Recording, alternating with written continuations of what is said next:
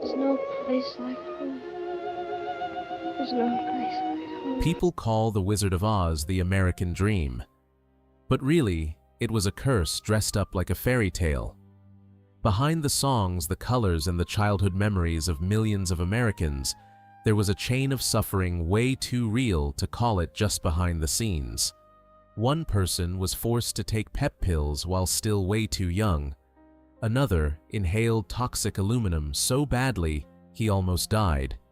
Somebody was severely burned in all that fire and smoke.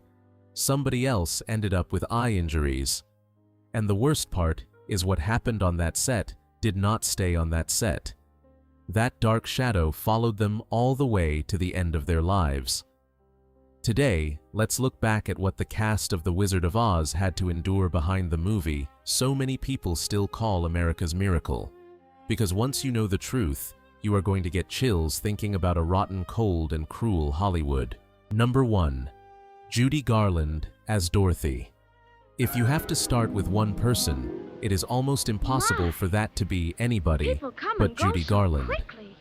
In 1939, when the movie came out, Judy was only 16, and this role was the one that turned her into an American icon.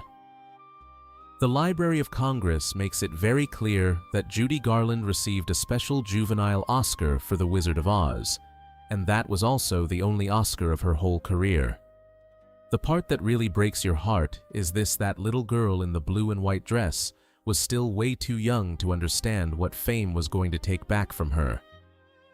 Behind that bright, innocent Dorothy image, American audiences loved for generations, was a studio machine that was colder and more heartless than a whole lot of people want to believe. Judy Garland later said that they gave her pep pills so she could keep working non-stop, then sent her into the studio hospital to be given sleeping pills whenever they needed to force her body to slow down and rest. This was not some small thing or some passing phase. It was part of the way Hollywood back then controlled the energy, the body shape, and the work schedule of young stars. To put it plainly, Judy did not grow up like a normal girl. She grew up like a profitable studio product, kept just skinny enough, just awake enough, and just obedient enough to keep standing in front of the camera. And that was the biggest tragedy of Judy Garland. The Wizard of Oz made her immortal in the memory of America, but at the same time, it trapped her inside an image the whole world wanted, frozen forever. The public saw an innocent Dorothy, but Judy in real life spent years under pressure, exhausted and dependent on medication.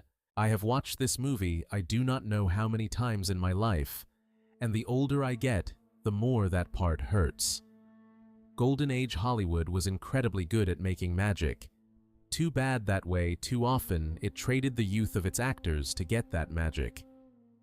Judy Garland died in London on June 22, 1969, at age 47, from an unintentional barbiturate overdose.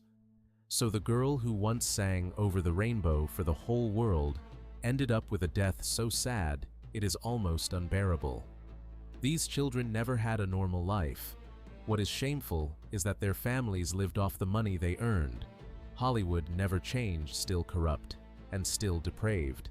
And if Dorothy shows us how a young girl could be crushed from the inside, then right there on that yellow brick road, there was still another major role, the Tin Man, with a story that makes The Price of Oz look even more horrifying. Number 2. Buddy Ebsen as Tin Man. If Judy Garland shows how Hollywood could wear down a young star from the inside, then Buddy Ebsen is proof that The Wizard of Oz could also damage a person in a much rougher, much more physical way. Ebsen is tied to one of the most famous roles in American movie history, but most audiences do not even know he was the original Tin Man. Ebsen was first assigned to play the Scarecrow, then switched with Ray Bolger so he could take the role of the Tin Man. He had already started filming for real before everything came crashing down. The trouble was the makeup. To create the Tin Man's metallic look, the production used a formula with aluminum dust layered over a base makeup. In late October 1938, Ebsen became seriously ill, most likely because of a reaction to the makeup designed specifically for that character. His lungs were coated with aluminum powder, and then one night, he almost could not breathe at all. After around 10 days of filming, Ebsen ended up in such dangerous respiratory distress that he had to be hospitalized and placed in an oxygen tent. That was no longer some minor discomfort from makeup. It was a real disaster on set. What always leaves a bitter taste for me is that he did not leave the movie because his acting was not good enough, not because he had some conflict with the studio, and not because of bad luck in the usual career sense. He lost the role because of the costume itself and that silver coating. On November 8th, right after Victor Fleming took over internal studio news, announced that Jack Haley was replacing Ebsen as the Tin Woodman. After that disaster, the Tin Man makeup formula was changed to a safer aluminum paste. Even though Ebsen's face disappeared from the movie, his singing voice still remained in some of the musical sections. For Buddy Ebsen, Oz was not just a major opportunity that slipped away. It was a pretty brutal reminder that in Hollywood's golden age, the magic on screen was often made with things far more dangerous than people want to remember. Number 3. Margaret Hamilton as Wicked Witch of the West. Margaret Hamilton is one of those faces you just cannot separate from the Wizard of Oz. She played Elmira Gulch in Kansas, then appeared in Oz as the Wicked Witch of the West, one of the most famous villain images in all of classic Hollywood. For a whole lot of American audiences, all it takes is that pointed hat, that green skin, and that laugh, and they instantly think of the movie. The problem is, behind that familiar image, there was not just makeup and acting. There were real injuries too. The biggest accident happened on December 23, 1938, when the crew was filming the scene where the witch disappears in fire and smoke in Munchkinland. The trapdoor lowered too slowly, while the fire effect went off too early, and the flames shot right at Hamilton. She suffered second-degree burns to her face and third-degree burns to her hand. This was not some little set injury. She had to take about 6 weeks off to recover before she could come back and finish the role. What makes this story so haunting is that Margaret Hamilton did not leave the movie the way Buddy Ebsen did. She stayed. She finished the role. But after that accident, she refused to do any more scenes involving fire. She said very clearly that her condition for returning was that there would be no more fireworks. In other words, the Wicked Witch of the West lives forever on screen, but to keep that role, Hamilton had to carry a very real price on her own body. The sadness in Margaret Hamilton's story sits somewhere else too. That role was so powerful, so frightening, that later on she was always worried little kids would think she was that scary in real life too. That is why in 1975 she appeared on Mr. Rogers' Neighborhood and slowly showed young viewers the costume, the hat, and how an ordinary woman turns into a witch on screen, so children could understand that the Wicked Witch was only a role. I have always thought that detail was both beautiful and sad. A woman who got really burned to create fear for the movies, and then years later had to gently take that mask off in front of children. Number 4. Clara Blandick as Aunt Em. Clara Blandick does not appear much in The Wizard of Oz, but Aunt Em is still a very important role. She is the image of Kansas, of home, of the place Dorothy always wants to return to, and that is exactly what makes this story so sad. Clara Blandick is remembered most for playing Aunt Em in the 1939 movie, even though that was only a small part of a long career as a character actress in classic Hollywood. Throughout the 1950s, her health declined very clearly. Her eyesight started getting worse. She also suffered from severe arthritis and constant pain. When I look back at The Wizard of Oz today, that is always the part that catches in my throat. The woman tied to the idea of home in this movie ended up going into old age in pain and despair. On April 15, 1962, Clara Blandick died at age 85 by her own choice to end things. Biographical records left behind show that she wrote a suicide note saying very clearly that she could not bear the pain all through her body and could not face the blindness she felt coming closer. With Clara Blandick, the tragedy is not about a set accident or some huge scandal the press swallowed whole. Her tragedy was much quieter than that, a small role that lived on for a very long time in America's memory, a woman growing old in pain, and an ending so sad that for me the whole Kansas section of the movie can never again feel completely innocent the way it once did. Number 5. Bert Lahr as Cowardly Lion. Bert Lahr was the Cowardly Lion, and I think this is one of the saddest ironies in all of The Wizard of Oz. He was the one who brought the biggest laughs among Dorothy's companions, but that same role put him inside one of the harshest costumes on the whole production. Britannica states very clearly that Lahr had to perform in a heavy outfit made from real lion skin, and the part attached to his face made it impossible for him to eat solid food normally. Audiences saw a clumsy, lovable lion who was always fooling around, but the man inside that fur had to deal with real weight, real heat, and constant discomfort all through filming. What matters here is that Bert Lahr was not some unknown actor who got rescued by Oz and turned into a star. Before this movie, he was already a major name in American stage and comedy. But the Cowardly Lion still became the image most tightly tied to him in public memory. And that is where this story feels both wonderful and bitter. An artist whose whole thing was making people laugh ended up being remembered most through a role that demanded his body strain itself under a heavy layer of animal hide. Britannica also points out that even with that costume working against him, Lahr still gave such a rich performance that a lot of critics considered him the standout of the whole film. Bert Lahr's tragedy is not a sensational shock like Judy Garland's or Buddy Ebsen's. It is in a contrast that feels almost cruel. The funniest role came with one of the heaviest physical experiences. Bert Lahr died on December 4, 1967, while he was still filming The Night They Raided Minsky's. He went out still working, like he had never really stepped all the way off the stage. Number 6. Jack Haley as the Tin Man. Jack Haley is the face most people remember when they think of the Tin Man in The Wizard of Oz. And that is exactly what gives his story its own special kind of bitterness. Buddy Ebsen was there first, but Haley was the one whose face got locked into public memory, the one who stayed on screen and became the movie's official Tin Man. The only thing is stepping into that empty spot was not some smooth, easy recasting. Metro-Goldwyn-Mayer brought Haley in after Buddy Ebsen had a nearly fatal reaction to makeup containing aluminum dust, and the Tin Man makeup formula had to be changed to a paste form so it would be less dangerous.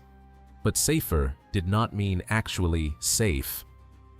According to the Hollywood Walk of Fame, the new makeup still gave Jack Haley an eye infection and forced him to miss 4 days of filming, though luckily treatment came in time and prevented permanent damage. People also notes that same core point after the makeup formula was changed to aluminum paste. Haley avoided the kind of disaster Ebsen went through, but he still ended up with an eye infection. That is the part audiences almost never see when they watch the movie. They see a gentle, lovable Tin Man with a soft voice that always sounds like he is just missing a heart. They do not see the health cost that came with all that shiny metal. Jack Haley died on June 6, 1979 at UCLA Medical Center after a heart attack. When I read those old obituary lines again, I keep thinking about this. That role stayed with him longer than just about anything else, but the glow around the Tin Man always shined brighter than the real suffering he had to go through to bring it to the screen. And then, once we step out of that silver armor and keep moving down the yellow brick road, we run into another familiar face, someone not tied to a famous accident like that, but who still leaves behind a sadness that is quieter and just as hard to shake. Number 7. Ray Bolger as the Scarecrow. Ray Bolger was the Scarecrow, and if you look at this whole list like a trip down the yellow brick road, then he is one of the faces that helped keep that movie alive for so long. But Bulger's story did not start with the Scarecrow. At first, he was assigned the role of the Tin Woodman, while Buddy Ebsen was the one set to play the Scarecrow. Bulger himself was the one who persuaded the studio to let him switch roles. Even so, the Scarecrow was not some easy part, no matter how light it looked on screen. The Library of Congress says that after weeks of experimenting, the production finally came up with a sponge rubber mask for Ray Bulger that covered his whole head, but was still soft enough to let his face move. The problem was, those masks did not last. They almost never held up for more than a few days. In other words, the loose, playful, almost weightless look of the Scarecrow was created through makeup that was elaborate and pretty tough to deal with. Ray Bulger's tragedy is not like Judy Garland's, and it is not like Buddy Ebsen's or Margaret Hamilton's either. He did not have one major accident that kept the press hanging on for years. The sadness in his story is about time. The Los Angeles Times wrote that when Bulger died on January 15, 1987, at age 83 from cancer, he was the last surviving member of the Maine Travelers on the Yellow Brick Road. Ray Bulger was gone, and with him went one of the last ties connecting audiences to Oz's central cast. Maybe that is what gives Ray Bulger such a particular place in this story. He is not the most tragic name here, but he is a reminder that sooner or later, even the faces that once made America laugh and dream are left behind as distant memories. And when that door closes, the movie loses just a little more of the warmth of the era that created it.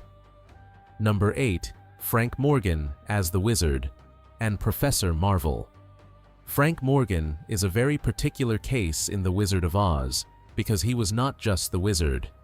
The American Film Institute makes it clear that he was also Professor Marvel in Kansas, then kept showing up in Oz in other roles too, like the doorkeeper and the coach driver.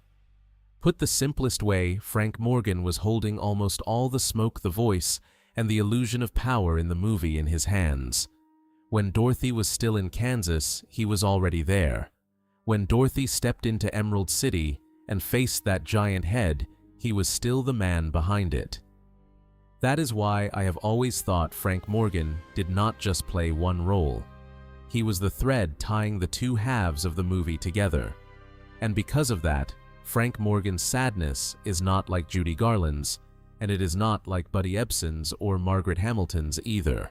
He was not tied to some famous on-set accident.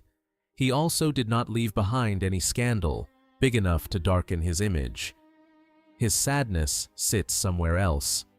A man who held nearly all the illusion of power in Oz on screen did not get much time to live very long with that legend in real life. The Los Angeles Times reported that Morgan died on September 18, 1949 in Beverly Hills from a heart attack at age 59. 1949 was too early, especially for a face that had already become an essential part of American movie memory. And maybe that is Frank Morgan's own kind of loss. The man who created the biggest face of power in Oz left pretty early, before that era had fully faded into memory. But if we step away from that giant head and all that smoke and head back toward Kansas, there is still one more familiar face there, somebody who held no power at all and created no illusion at all, but still leaves behind a very quiet, very old, very American feeling of loss. Number 9. Charlie Grapewin as Uncle Henry. Charlie Grapewin was not the kind of face audiences instantly remembered because of makeup, a song, or some huge entrance. But in The Wizard of Oz, Uncle Henry is a very important part of the whole idea of home. He is the man of Kansas, the farm, the plain everyday life Dorothy always wants to go back to. And maybe that is why Charlie Grapewin's story feels sad in such a particular way. There is no on-set accident, no scandal, no violent collapse. It is sad because he stood for an older America, simple, quiet, and unshowy, and then that America itself slowly drifted away with the passing years. Grapewin was a veteran character actor who worked in more than 100 films, And for modern audiences, the role he is remembered for most is Uncle Henry in The Wizard of Oz. What makes Charlie Grapewin completely different from a lot of the earlier names on this list is that he belonged to an even older generation. He was born in 1869 and died on February 2nd, 1956 at age 86. That timeline alone says a whole lot. When Grapewin appeared in The Wizard of Oz in 1939, he was already an older face part of a class of performers who had gone through the stage vaudeville silent film and only then arrived in sound-era Hollywood. So when you look at him as Uncle Henry, you are not just looking at a supporting character in the movie. You are really looking at an entire old era stepping into the frame, standing in that little Kansas house, then quietly disappearing once the story turns to color. And maybe that is Charlie Grapewin's own kind of loss. Not loud, not shocking. Just the feeling that a very old part of America, and of this movie itself, quietly stepped off the stage. But if Uncle Henry stands for the home Dorothy always wants to return to, then the final name on this list stands for the opposite. One tiny little corner of Oz, a face that passes quickly for a lot of viewers, but somehow ends up becoming one of the most lasting pieces of memory in the whole film. Number 10. Jerry Marin as a Munchkin in the Lollipop Guild. Jerry Marin may be the smallest name on this list, but he is probably the most fitting one to close it out. In The Wizard of Oz, he was the Munchkin in blue from the Lollipop Guild, the one who steps out to greet Dorothy and hand her the lollipop. That role lasts for only a very brief moment, but just about anybody who grew up with this movie remembers that scene right away. And maybe that is the strangest thing about Oz. Some roles fill the whole movie, and others only flash by for a few seconds, but then somehow stay alive in public memory for an amazingly long time. Jerry Marin died on May 24, 2018, at age 98. The Los Angeles Times called him the last little person to have appeared as a Munchkin in the 1939 film, and he was also one of the 124 Munchkins in the movie and the last surviving actor from that group. Those two details alone are enough to give this part a very different feeling. This is no longer a story about an on-set accident or a life collapsing too early. This is the feeling that the last door of Munchkinland has finally closed. When Jerry Marin died, that tiny, strange, colorful world of Oz suddenly felt one step farther away. What makes Jerry Marin's story sad to me is that he lived long enough to watch this movie go from an old film to a national legend. In 2007, the Munchkins were given a star on the Hollywood Walk of Fame, and Jerry Marin was there. The Hollywood Walk of Fame states clearly that the star was awarded on November 20, 2007, with 7 surviving Munchkins there for the ceremony. ABC also reported that Marin waved a lollipop at the event to bring back the memory of his old role. And that is why I want to end this list with Jerry Marin. Not because he had the heaviest fate, but because he felt like a final bridge connecting us to The Wizard of Oz, back when that movie could still touch real human beings who were actually there. Judy Garland, Buddy, Ebsen, Margaret Hamilton, Clara Blandick, Bert Lahr, Jack Haley, Ray, Bolger, Frank, Morgan, Charlie, Grapewin. All of them had been gone for a long time. But when Jerry Marin also left this world, I think America lost one more thing that is hard to even put into words. Not just an actor, but one last piece of Oz that could still breathe. Looking back at this list, what makes me saddest is not only that so many actors from The Wizard of Oz had difficult lives, but the feeling that this movie was so beautiful, so innocent, and yet behind it was far too much very real cost. Judy Garland lost her youth. Buddy Ebsen lost the role of a lifetime. Margaret Hamilton carried real injuries. Clara Blandick reached a final chapter that was unbearably sad. And then all the other faces, some left too early, while others quietly grew old alongside the memory of an America that no longer exists. I think that is what makes The Wizard of Oz different from a lot of other classic films. It is not just a cinematic dream. It is a dream built by real people, with real bodies, real pain, and lives that did not always have a golden road waiting for them to keep walking. Maybe that is why the older I get, the harder it is for me to see this movie the way I did as a kid.